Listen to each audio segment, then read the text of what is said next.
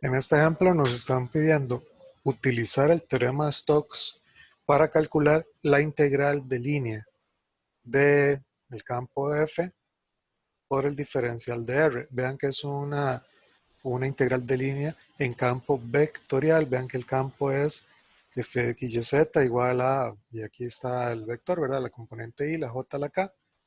Okay, entonces tenemos un campo vectorial y la curva está formada por C1, C2 y C3. Vean que es una curva cerrada, o sea, termina en el mismo punto donde empezó. Entonces es una curva cerrada, son curvas simples, regulares a trozos. Pero es muy parecido como el dibujo que yo hice aquí, son dos segmentos y una curva.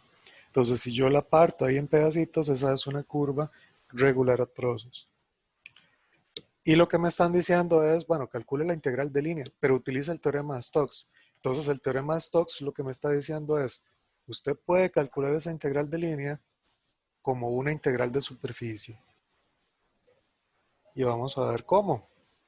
Entonces, el teorema de Stokes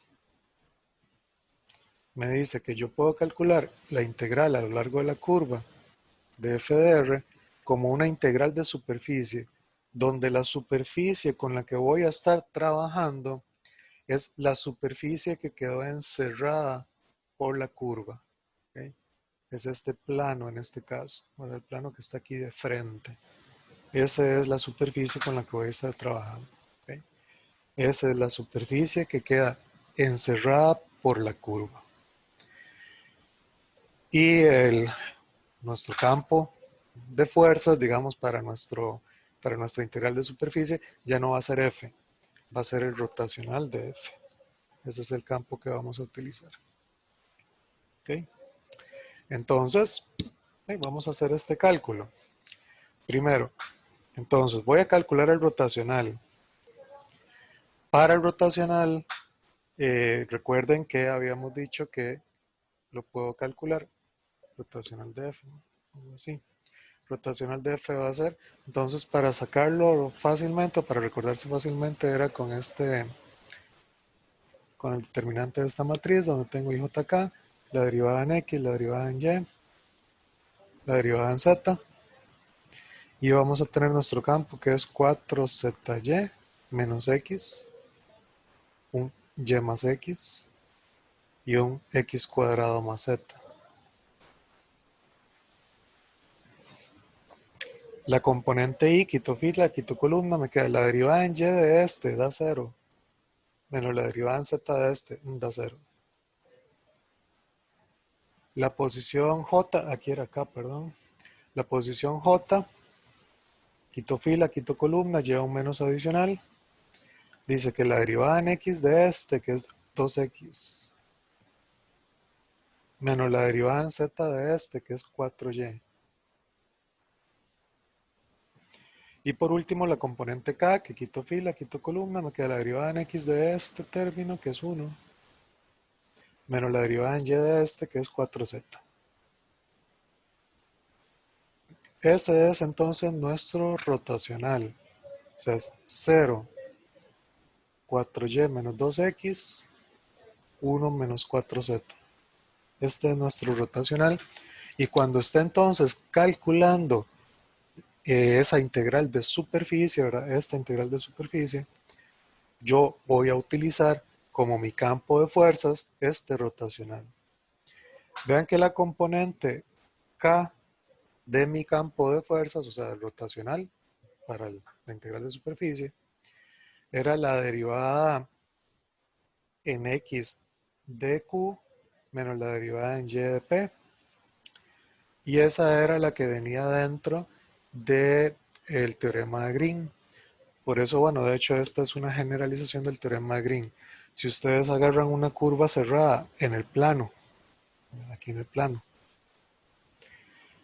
entonces su campo de fuerzas tiene componente Z0, ¿verdad? El campo de fuerzas aquí va a tener un 0 siempre.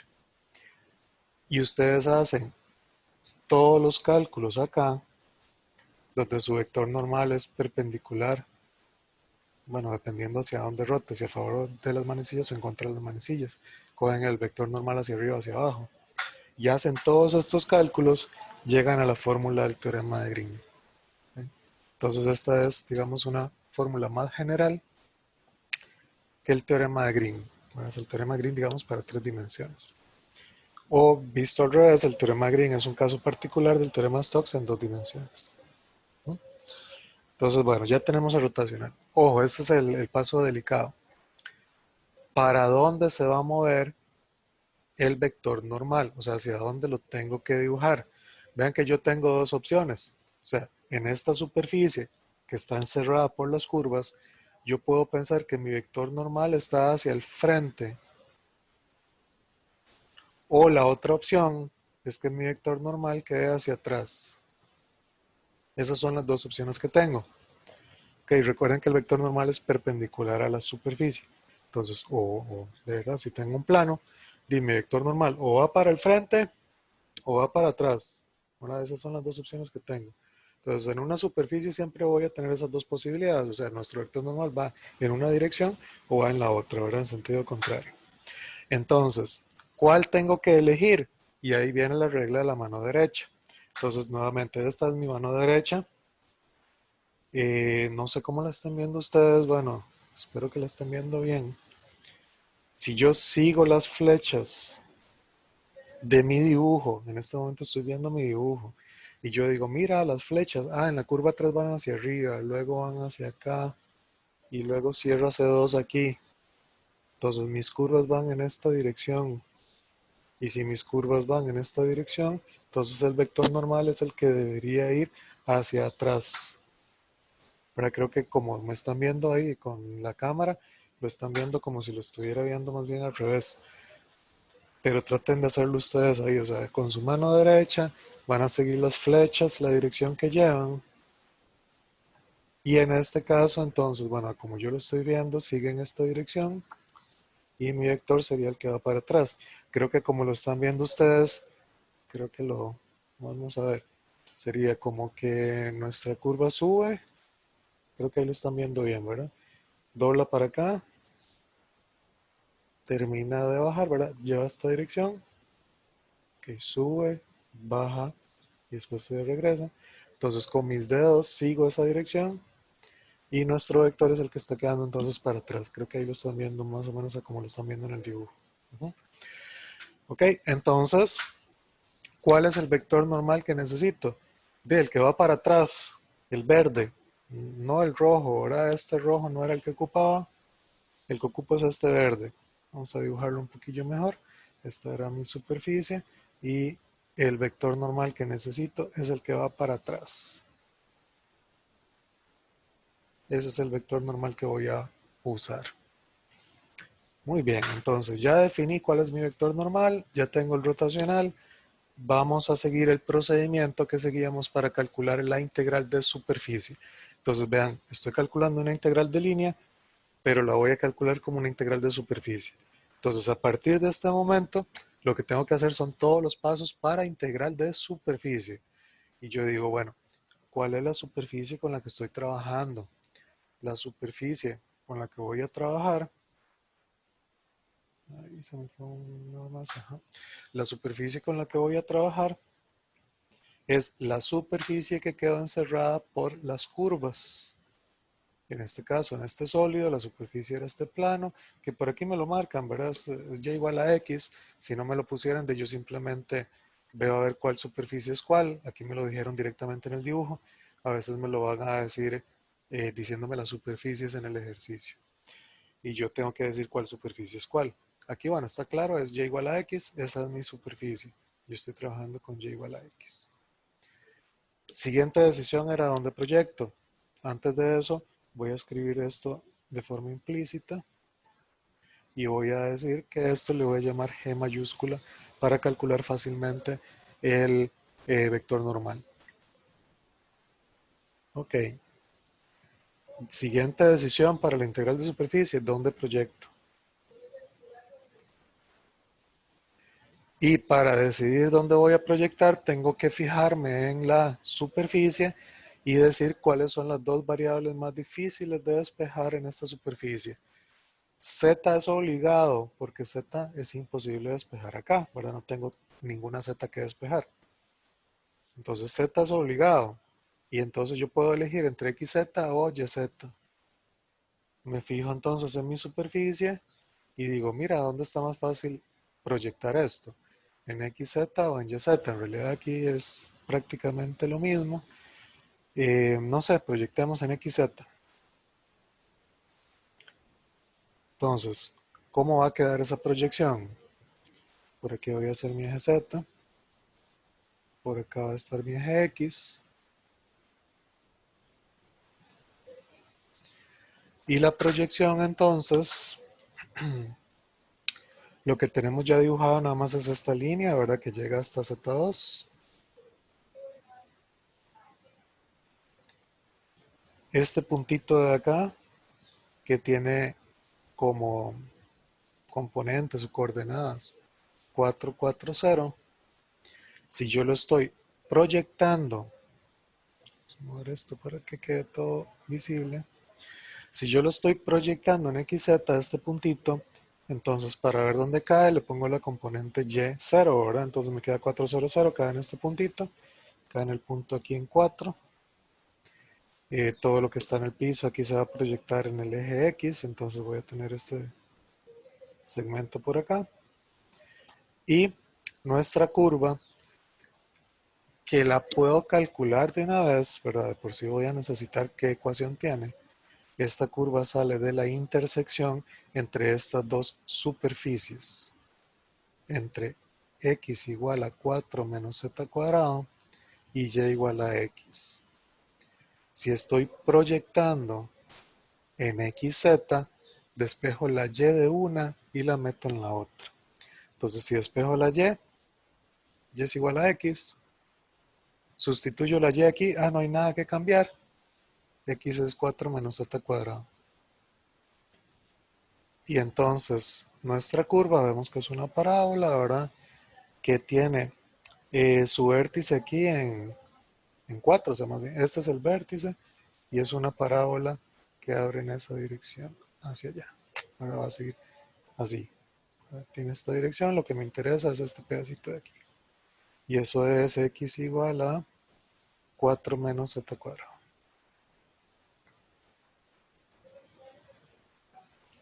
Esta es mi región de integración, aquí es donde voy a integrar. Nos falta parametrizar la superficie, ese es nuestro siguiente paso. Entonces parametrizamos mi superficie. Como proyecté en XZ, voy a parametrizar en XZ, parametrizo donde proyecto. El X y el Z se mantienen igual y el Y lo obtengo de la superficie. Eso está muy fácil porque Y es igual a X. Donde XZ pertenece a esa región de integración, o sea, esta proyección que dibujé aquí. Tengo que calcular el producto cruz para encontrar ese vector normal. Recuerden que el producto cruz de R de X, producto cruz de R de Z, calza con nuestro vector normal. Eso cuando estamos en rectangulares. Entonces esto calza con el gradiente de G mayúscula. Ahora cuando estoy trabajando en rectangulares, este vector normal es el producto cruz, calza con el gradiente de esta función G. Entonces, ¿cuál es el gradiente de G? Y bueno, tengo que revisar dirección, entonces voy a dejar un campito aquí por si necesito poner un menos. Entonces, ¿cuál es la derivada de G en X? Menos 1. ¿Cuál es la derivada de G en Y? 1. La derivada de G en Z, 0. Este es mi vector normal, pero yo tengo que revisar que haya calzado con la dirección que yo le puse en el dibujo, para que calce con esa regla de la mano derecha que dijimos. Entonces, como yo proyecté en XZ, me estoy fijando en Y. Y me estoy fijando, bueno, primero en Y tiene que quedar un 1 o un menos 1, ahí vamos bien, en principio tengo un 1. Pero tengo que revisar si este vector normal va o apunta hacia la dirección positiva de Y, es decir, si va hacia la derecha, o si va hacia la izquierda. Y bueno, tiene una ligera inclinación, pero se ve, ¿verdad?, que se mueve cada vez más hacia el eje Y positivo, ¿verdad? Se va moviendo hacia la derecha. Si hubiera sido el otro, el que va para acá más bien, entonces más bien se hubiera ido cada vez más hacia la izquierda. Por lo tanto, en este caso, necesitamos que esta posición sea positiva y la tenemos en la dirección correcta. Profe, una pregunta. Claro, dime. Si el vector iría, o sea, si estuviera para el otro lado, solo se le cambia el signo al uno y listo.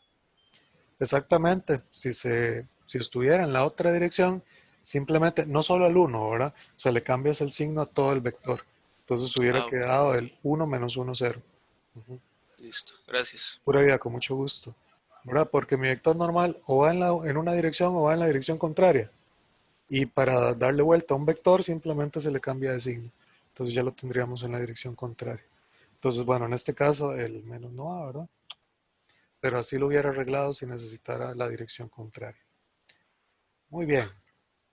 Ahora sí ya tenemos todo lo necesario para montar mi integral de superficie. Vean que ya tenemos el rotacional. Este, recuerden, va a ser mi nuevo campo de fuerzas, digámoslo así. Y ya tengo la proyección, la región que tengo que barrer. Y ya tengo entonces el vector normal. Vamos a montar nuestra integral de superficie. Entonces, recuerden que al fin y al cabo lo que estoy calculando es una integral de línea, ¿verdad? Pero dije que la iba a calcular con el teorema de Stokes. Por lo tanto, voy a calcularla como una integral de superficie del rotacional. Esto es, voy a calcular la integral doble barriendo la región de mi rotacional, ese es mi campo de fuerzas, pero lo voy a evaluar en la proyección. Ese es el campo de fuerzas evaluado en la proyección, multiplicado por el vector normal que calza con dr de x producto cruz dr de z. Ahora puedo escribir aquí el vector normal o dr de x dr de z, como quieran escribirlo. Ok, por el diferencial de área. Bien, y vamos entonces sustituyendo. Voy a barrer la región pensando que esta función tiene despejada la x. De pronto está más fácil entonces hacer las flechas en dirección del eje x. Recuerden que las flechas siempre van apuntando hacia el lado positivo del eje. Entonces, ¿de dónde a dónde van las flechas? Están entre 0 y 2 en z. Entre 0 y 2 en z. Como proyecta en xz, la siguiente integral tendría el diferencial en x. Y aquí tengo que decir de cuál función a cuál función van las flechas despejando la x de las funciones. Entonces las flechas salen del eje z que tiene ecuación x igual a 0. Las flechas llegan a esta función que ya tiene despejada la x y tiene ecuación entonces 4 menos z cuadrado. Hasta ahí llegan las flechas. Voy a ir al rotacional, que es este que tengo por aquí. Este es el rotacional de f. Y en ese rotacional voy a sustituir la parametrización. La parametrización me dice que tengo que dejar el x igual, el x no lo cambio. La z no la tengo que cambiar. O sea, en mi rotacional lo único que cambio es y. Y la y la tengo que cambiar por x. Entonces, en mi rotacional lo único que tengo que cambiar es esta y por una x. Entonces, voy escribiendo rotacional. Dice que es 0. Esta la cambié por x. Me queda 4x menos 2x. Y el 1 menos 4z quedó igual. Y va multiplicado por el vector normal, que es menos 1, 1, 0.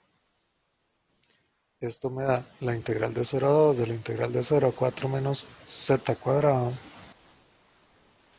Vean que el primero se cancela, el último se cancela. Lo único que me queda vivo, ¿verdad? Es el del medio, que es un 2x por 1, un 2x. Que ya hicimos todo el trabajo fuerte, ¿verdad? El trabajo importante. Ya lo que queda nada más es calcular esa integral. Lo que más interesa de esto es, bueno, ver todo el trabajo anterior para ver que estén comprendiendo bien, digamos, cómo hacer o cómo aplicar ese teorema, ¿verdad? Entonces, bueno, voy a hacer aquí un poquito más despacio para terminar de calcular esa integral. Esto me va a quedar entonces la integral de 0 a 2, la integral de 2x es x al cuadrado, evaluando la x desde 0 hasta 4 menos z cuadrado. Eso es la integral de 0 a 2. Sustituyo la x por 4 menos z cuadrado al cuadrado, menos la evaluación en 0 queda 0. Esa es la integral que tengo que calcular. Voy a traer una calculadora ahí para hacerlo. Y metemos eso en la calco. Está bien fácil en realidad hacerlo sin la calco también. Pero bueno, ya que podemos calcular, ¿verdad? Ese resultado en la calco, vamos a hacerlo de una vez aquí. 4 menos x al cuadrado. 4 menos x al cuadrado. Y estamos trabajando de 0 a 2. Y eso nos da 256 sobre 15. Puedo decir aproximadamente cuánto es, 1701, digamos, no, 1707, aproximadamente. Ok, ese es nuestro resultado. Dependiendo del contexto,